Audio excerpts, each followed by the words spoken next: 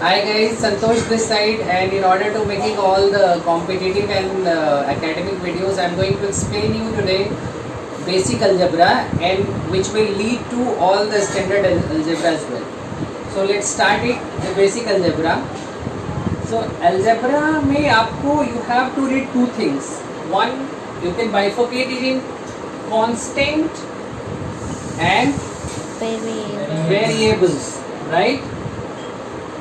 इसको हम लोग दो टर्म में पढ़ेंगे. कांस्टेंट टर्म होगा, एक वेरिएबल्स होगा, राइट? सो सपोज 1 2 3 4 5 ये सारा जिसका वैल्यू फिक्स्ड होगा, those numbers which values are fixed are the constant one, and those numbers which can be changeable as per the condition, like x की value कभी 1 हो जाती है, y की वैल्यू कभी 2 हो जाती है, and going so and on, right? तो जो changeable है, those which are changeable are the variables x, y, z, a, b, c. These are the variables, and those which are constant and fixed in their digits are the constant numbers, right? So ये हो गया constant number. Now numbers में आपने पढ़ा होगा जो सबसे important कौन था? जो natural numbers थे, whole numbers थे, integers थे. These all are basic, you have already read it, but if you want I will explain in the next video if you comment it, right? But let's leave that. Now we are going forward towards the number lines. When we discuss the number line, this is x axis, y axis, right? This is the pole, this is 0, right? So from right side, if you move right side, it is positive numbers. 1 2 3 4 5, right? Plus 1 plus 2 plus 3 plus 4 plus 5. And in the left side, if you move forward towards the left side, it is minus 1 minus 2 minus 3 minus 4 minus 5 and so on, right? ये हो गया number line. This is number line. Number line में जितने भी numbers होगा, the numbers which falls on the number lines are called real numbers. क्या कहलाएगा? Real numbers. ये कहलाएगा real numbers, right? अब real numbers में from 0 to infinitive in positive and 0 to infinitive negative. These all numbers are called the real numbers. So अब real numbers में भी आप इसको बाइफरकेट कर सकते हो दो पार्ट में. Real numbers can be divided into two parts, and that part is rational number And irrational numbers. Right? Rational numbers and irrational and irrational numbers.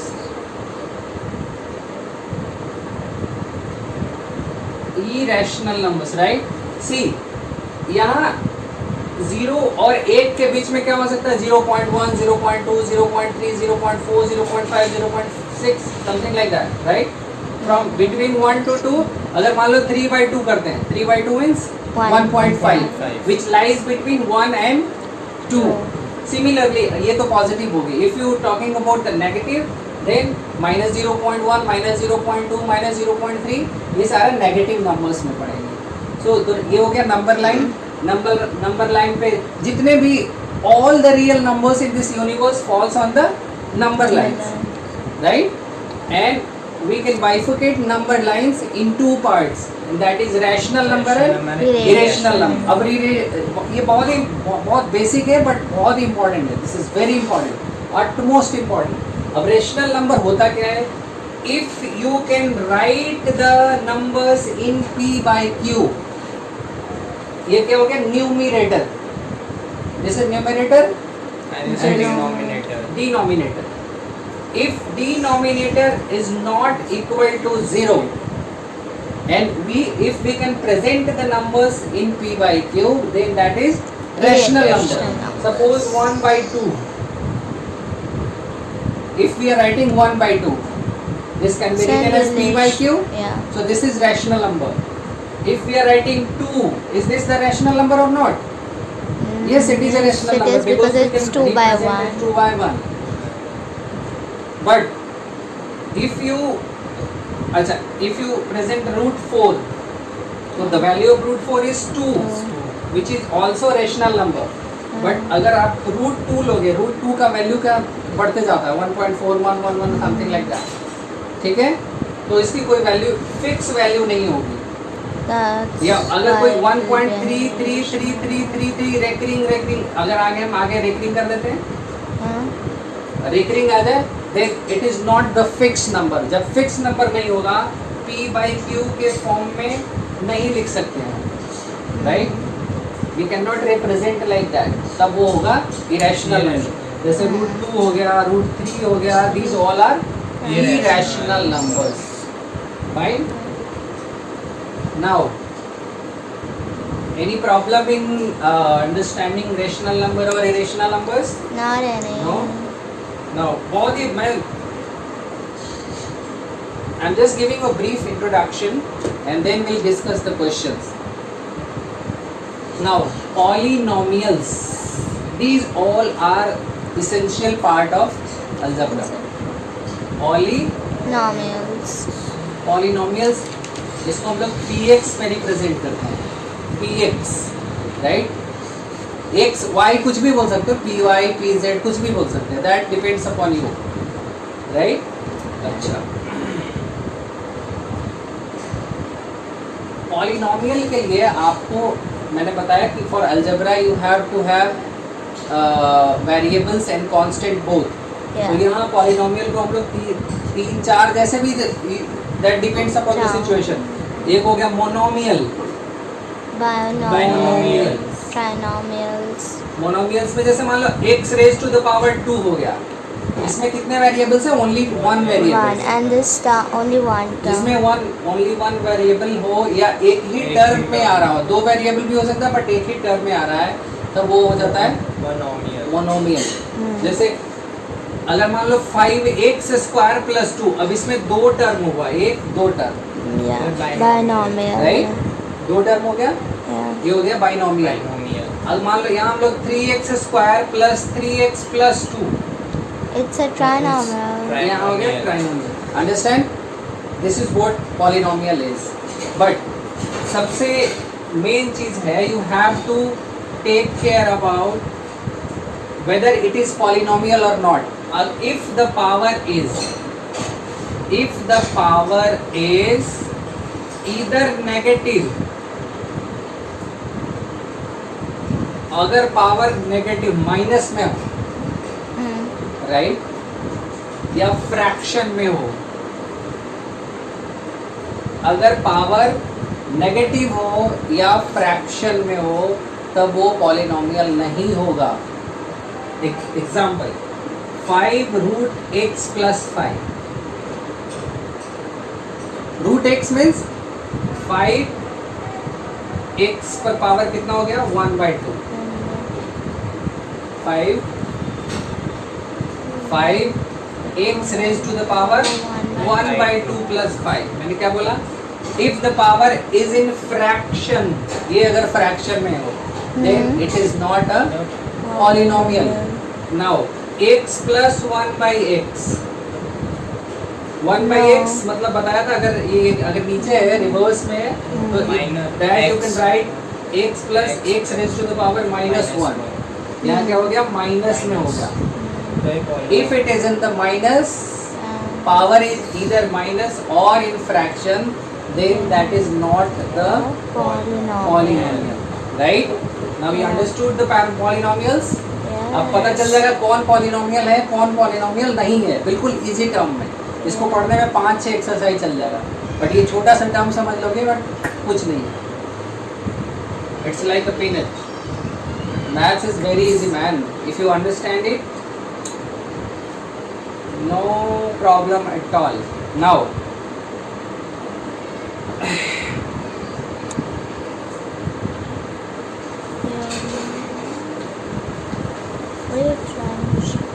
एक चीज़ और मैंने आपको बताया था, बहुत ही इम्पोर्टेंट चीज़ है वो अलजेब्रा के लिए. बेस अदिति, बेस और जो पावर रहता है उसको क्या बोलते हैं? Exponent. base or exponent, right? Suppose we are writing a raised to the power 5. So here a is So the base this is and the exponent base. is 5. This is base and this is Power is exponent. basically the exponent. ठीक? Yeah. अब यहाँ रखें 2x raised to the power 2 plus 3x raised to the power 2. अब यहाँ देखो बराबर है, same family का है, तो हो गया 5x raised to the power 2. 5x square. ये हो गया बेस और एक्सपोनेंट. अब इसका 4 फॉर्मूला है, वो बहुत ही ज़रूरी है. Formula you have to remember it, right? कौन कौन सा फॉर्मूला है? अगर मान लो हम लोग a बेस ले रहे हैं और पावर m ले रहे हैं, a raise to the power m into a raise to the power n different, then a raise to the power m plus plus n. n, right? Example 2 raise to the power 5 into 2 raise to the power 6 means 2 raised to the power 2. 5 11. plus 6. 11. Understand? Yeah. 3 raised to the power minus 2 into 3 raised to the power plus 2. Then the answer would be 3 raised to the power minus 2 plus 2 is equal to 3 raised to the power 0 is equal to 1. ठीक है? Yeah. So this is how you calculate. First formula हो गया a raised to the power m into a raised to the power n is equal to power क्या हो जाएगा? Add. Add हो जाएगा. Yeah. Then second a raised to the power m raised to the power n है, उस पर power है, तो क्या होगा? पावर मल्टीप्लाई हो जाएगा. Then a raised to the power m into n. Suppose 2 पर पावर 3 पर पावर 2 हो जाएगा 2 पर power 6. 6. Understand? Yeah. Yay. Now a raised to the power m, a raised to the power n is equal to divide है, A power क्या हो जाएगा? a raised to the power A raised to the power m minus n, minus n. Power minus हो जाएगा. N. जैसे 2 पर power 4, 2 raised to the power 2 तो हो जाएगा 2 2 raised raised to to the the power to 4 minus Right? 2 raised to the power 4. This is very essential. Now Third one. a raised to the power m into b raised to the power m is equal to a into b raised to the power m. दोनों base different है, power same है, तो base multiply कर दिए, power अलग अलग कर दिए. Like 2 raised to the power 3 into 3 raised to the power 3, power same हो गया, तो हो जाएगा 2 into 3 raised to the power 3. 3. 6 raised to the power 3. 3. And then it would be 6 into 6 into 6. ठीक है? Yes. This is how you can calculate. Okay. ठीक है? Answer will Now. be 108. Last one. Now we are moving towards the basic factorization. Basic Factorization. factorization. Basic factorization में क्या है? इसमें सबसे best तरीका होता है, जैसे मान लो कोई भी एक फैक्टर ले लिया हमने 9x square,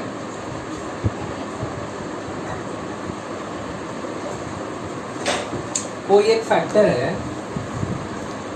9x square minus 12x plus 3. Okay. ये एक आपका दिया हुआ है पॉलिनोमियल. हाँ. इसका बोलेगा कि आप चेक करके बताओ कि 3x माइनस 2 इसका फैक्टर है कि नहीं है. Okay. ये मान लो पॉलिनोमियल को हम लोग किसे भी वो करते हैं सिंपलाइज px से. Yeah. यहाँ बोल रहा है PX ये इसका फैक्टर है कि नहीं है. So for that 3x minus 2 is equal to 0 करना है, तो 3x इज इक्वल टू हो जाएगा 2, x is equal to 2/3. Now हमको px के जगह पे क्या लिखना है? p2/3. if p2/3 is equal to 0, p2/3 करने से ये पॉलिनोमियल की वैल्यू 0 आ जाती है. Then this is the factor of this polynomial, ठीक है। तो इसका रखते हैं, देखते हैं P2/3, P2/3 का हो जाएगा 9 इंटू एक्स का जगह पर 2/3 रखो, 2/3 का square minus 12 into 2/3 plus 3 plus 3, right. तो 9 into 4/9 minus 12 into 2/3 plus 3, right. अब ये 9 से 9 गया, 3 चौ 12, अभी हो गया 4 माइनस 8, सॉरी यहाँ प्लस 4 था, यहाँ 4, ठीक है। यहाँ हो गया प्लस 4, इसकी वैल्यू क्या आ गई, 0। So 3x minus 2 is the factor of this polynomial. So this is how you check the factorization, whether this is the factor of this polynomial or not. ऐसे चेक करना है, ये वाला 0 कर देना है और उसकी वैल्यू निकाल के इसमें पुट कर देना, ठीक है। अब एक है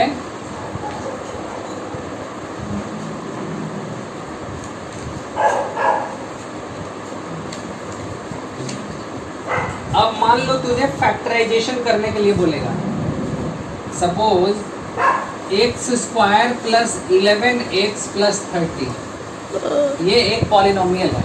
हाँ,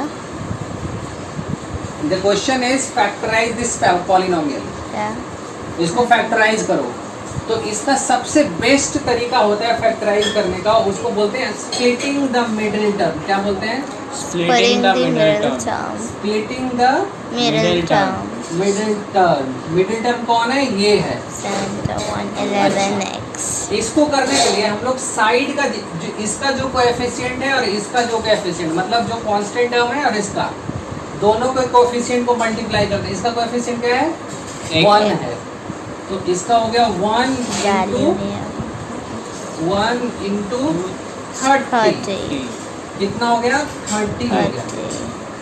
अब बीच वाला को हमको ऐसा प्लस या माइनस करना है कि उन दोनों को मल्टीप्लाई करने के बाद 30 आ जाए, इसको ऐसा स्प्लिट करना है।